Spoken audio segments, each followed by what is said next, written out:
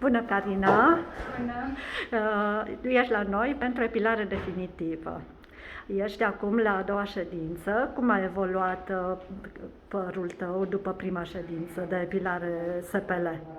Pe spate, spre exemplu, nu mi-a mai crescut aproape deloc. Pe abdomen am văzut o diferență substanțială față de primele dăți.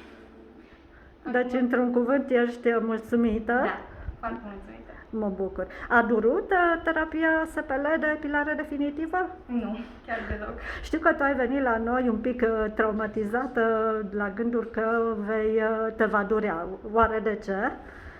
Fusesem la laser înainte și m-a durut destul de tare și am rămas cu traume de acolo. Am înțeles.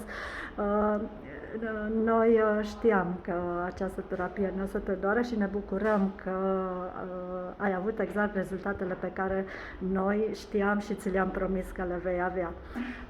Urmează și celelalte ședințe. Pe ce zone ai făcut tu? Pe abdomen, spate și acum prima ședință la mustață. Ok, în regulă. Abia aștept să ne vedem peste 6 săptămâni și să analizăm și atunci rezultatele. Și eu.